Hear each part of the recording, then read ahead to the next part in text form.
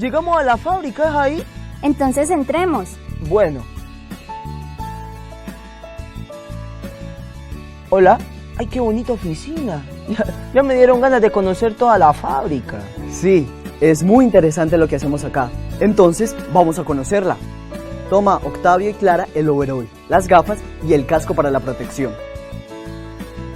Bueno, llegamos a nuestra primera parada, la torre de perforación. De allí se extrae todo el gas natural que consumimos. El gas se extrae algunas veces de los pozos petrolíferos. En nuestra segunda parada encontramos el lugar donde se desarrolla la licuefacción del gas. ¿Pero qué es la licuefacción de un gas? Es un proceso en el cual el gas sufre un cambio físico, pasa de un estado gaseoso a un estado líquido, mediante un enfriamiento excesivo. Inge, es que tengo entendido que los gases no tienen fuerza de atracción ni de repulsión. Además, el volumen de sus moléculas es despreciable comparado con el volumen total y sus colisiones son perfectamente elásticas. Entonces, ¿cómo pasa de un estado gaseoso a uno líquido si se necesitan fuerzas de atracción para lograrlo? Sí, Clara, lo que dices es correcto. Ese comportamiento que describes es un comportamiento de un gas ideal. Pero no todas las veces los gases se comportan como gases ideales. Más tarde les explico. Y por último tenemos el puerto, de allí salen barcos cargados de gas natural licuado, es decir, en forma líquida. Esta es la mejor alternativa para llevar el gas a sitios apartados, donde no es económico llevarlo por gasoducto. Transportar el gas en forma líquida tiene sus ventajas. Primero, ocupa menos espacio.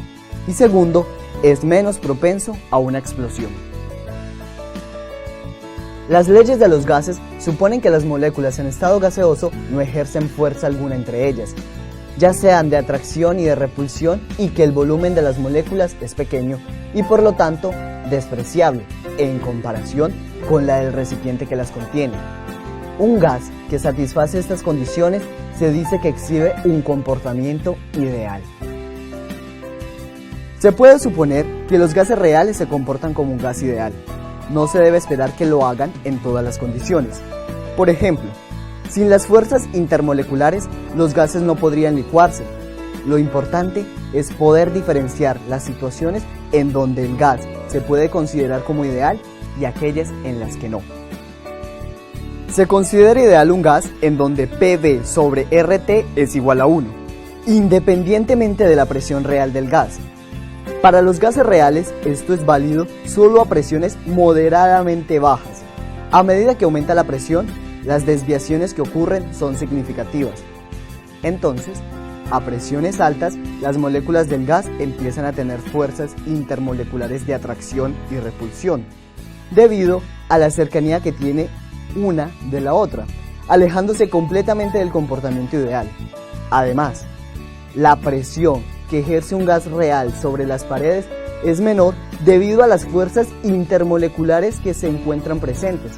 Esto en comparación con el gas ideal, cuyas fuerzas intermoleculares son nulas. Otra manera de observar el comportamiento no ideal de los gases es disminuyendo la temperatura. Con el enfriamiento del gas disminuye la energía cinética de las moléculas, que a su vez pierden el impulso para romper su atracción mutua. ¿Sí notan que el comportamiento de las moléculas a presiones altas es diferente en un gas ideal? Las colisiones ya no son completamente elásticas, actúan fuerzas de atracción y repulsión intermoleculares. Las moléculas se agrupan, es decir, se atraen, luego se repelen. Este comportamiento se puede describir mediante la expresión de la energía potencial de un par de átomos o moléculas como función de la distancia entre las mismas, como se observa en la gráfica. A esta gráfica se le conoce como potencial de Lennard-Jones. Este comportamiento se desarrolla en varios momentos. Primer momento: las dos moléculas o átomos se encuentran a una distancia bastante considerable. Allí se dice que la energía potencial es cero, no hay atracción ni repulsión entre las moléculas. Segundo momento: las dos moléculas o átomos se encuentran más cerca produciendo una atracción electrostática. Las cargas positivas atraen a las cargas negativas y viceversa. Tercer momento. Las moléculas o átomos llegan a un punto de mínima energía potencial.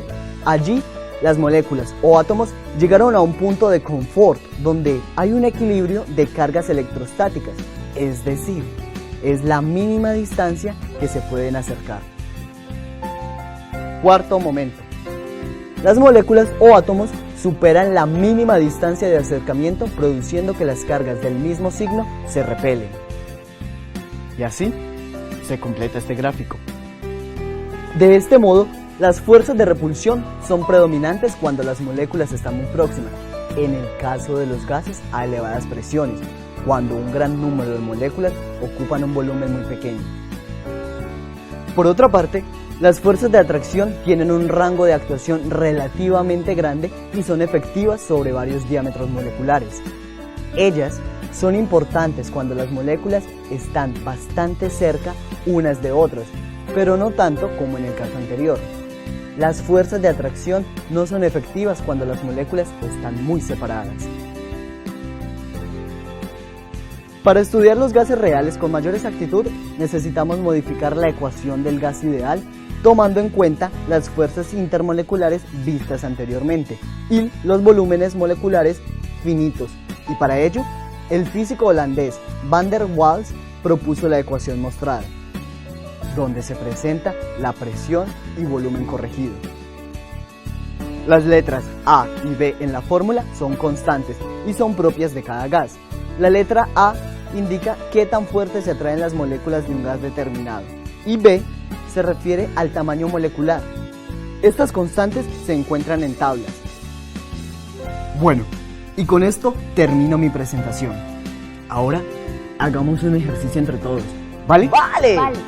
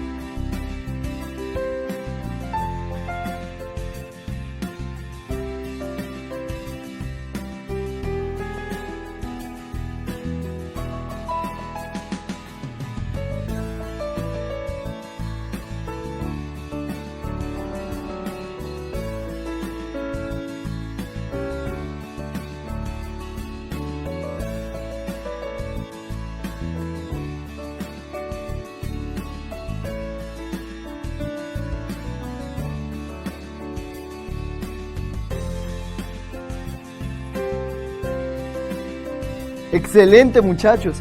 ¿Sí ven la diferencia entre la presión calculada con la ecuación de Van der Waals y la ecuación del gas ideal? Bueno, ¿y esa diferencia es coherente? ¿Ustedes qué opinan? Se las dejo como una inquietud. Sí, ingeniero Mauro. Es que se está haciendo tarde. Otro día te contesto. Muchas gracias por todo, ingeniero Mauro. Muchas gracias por todo. Nos vemos. Chao, muchachos, y muchas gracias por venir.